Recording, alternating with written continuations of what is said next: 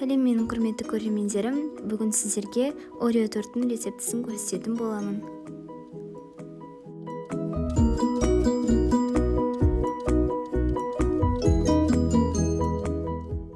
Ол үшін бізге мынадай ингредиенттер қажет болады.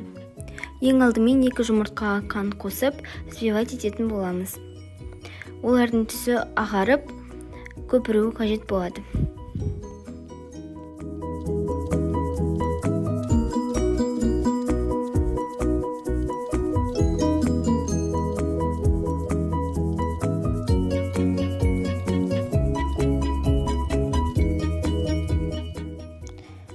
Массаға сүт пен сұйық май қосып взбивать етеміз.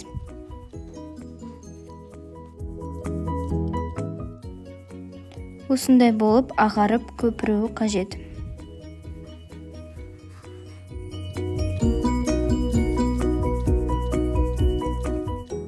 Массамызға ұн мен разрыхлительді ситадан өткізіп, тағы да взбивать ететін боламыз.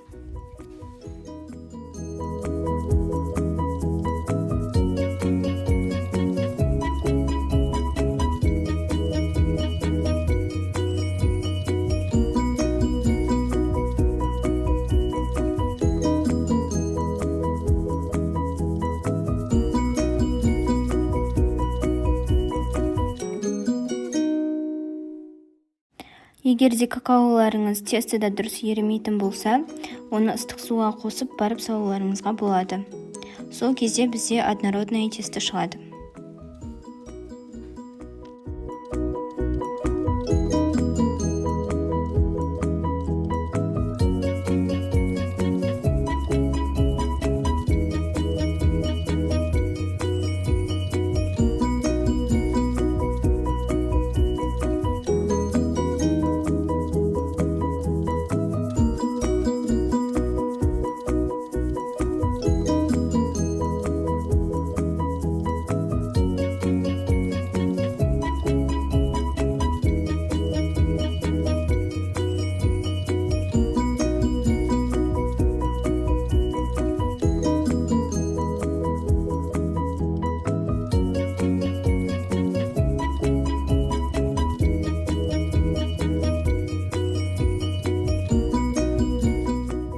Мен фольгамен форма жасап, сол формада пісірдім, және де форманың бетін фольгамен жаптым, ауалары шығып кетпес үшін. Ал сіздер басқа да формаларды қолдануларыңызға болады. Өйткені ондай қатты айырмашылықтары жоқ.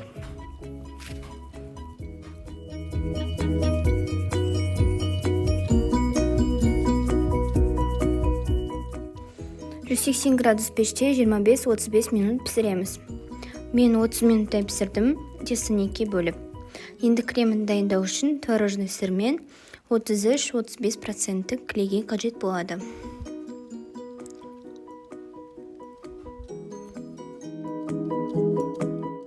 «500 мг клейгейді осындай күйге дейін взбивать етеміз. Одан кейін біз сахарный пудраны 1-2 қасықтап қосып отырып, әр қосқан сайын взбивать етіп отырамыз.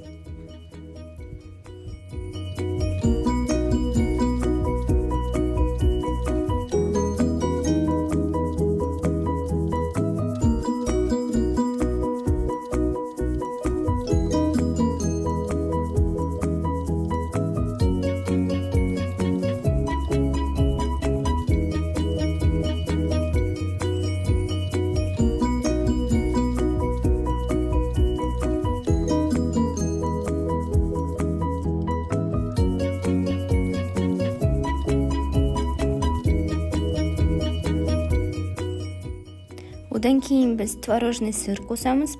Творожный сыр қосатын кезде кремнің күйі осындай болу қажет. Қатты формасын ұстамау қажет, ал творожный сыр қосқаннан кейін креміңіз стойкий болады.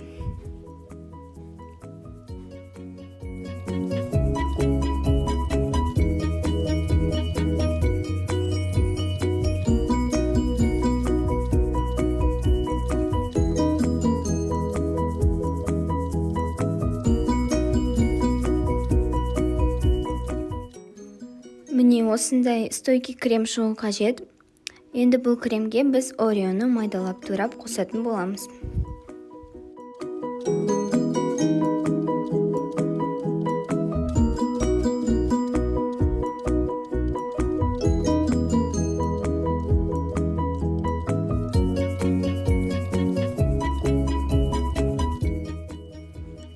ореоны қосқаннан кейін қатты езіп араластырмаңыздар, өйткені крем өз формасын сақтай алмай қалуы мүмкін.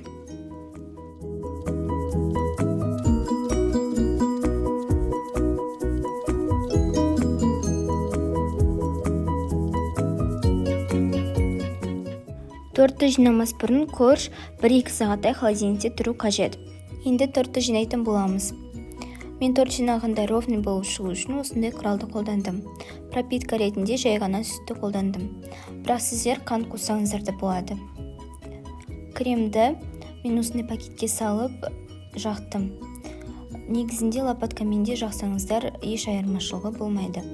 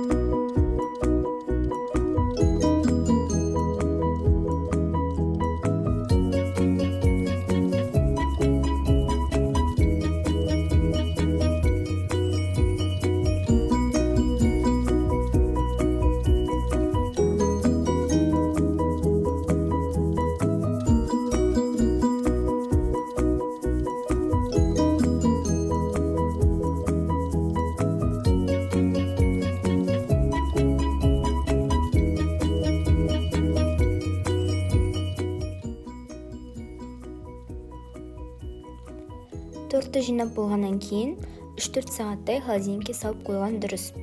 Сол кезде креміміз стойкий болып тұрады. Ал егер де салмайтын болсаңыздар, немесе азырақ салатын болсаңыздар, ол кезде тортыңыз өз-өзін ұстай алмай қалуы мүмкін. Және де осындай формаға қысып қойып салған дұрыс, сол кезде өте стойкий болады.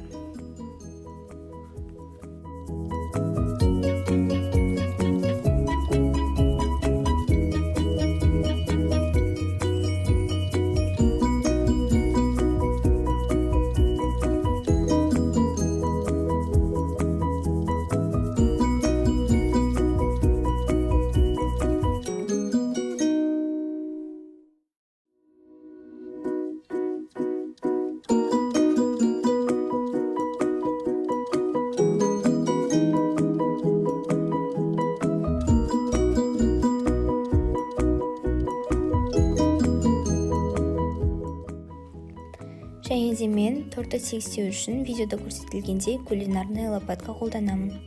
Сіздерге де бұл кулинарный лопатканы қолдануға кеңес беремін, өйткені ол тортты өте ровный қылады. Және де тортты тегістеудің уақыты 10-15 минуттан аспау қажет, өйткені кремдеріңіз еріп кетуі мүмкін. Сол себепті 10-15 минут өткен сайын тортты холодильникке салып тұруға кеңес беремін.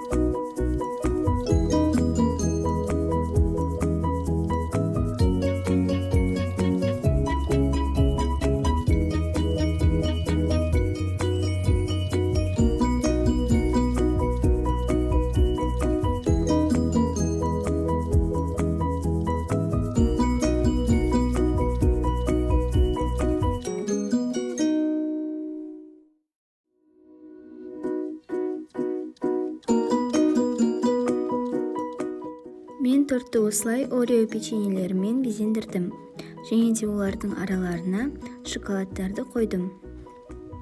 Сіздер безендірмесеңіздер де болады, бұл өз еркілеріңізде.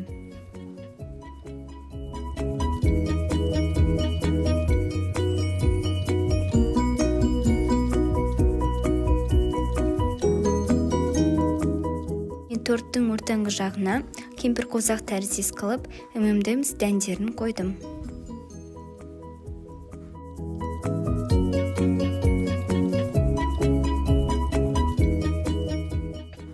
Торт өте дәмді болып шығады. Сіздерге бұл тортты әзірлеуге кеңес беремін.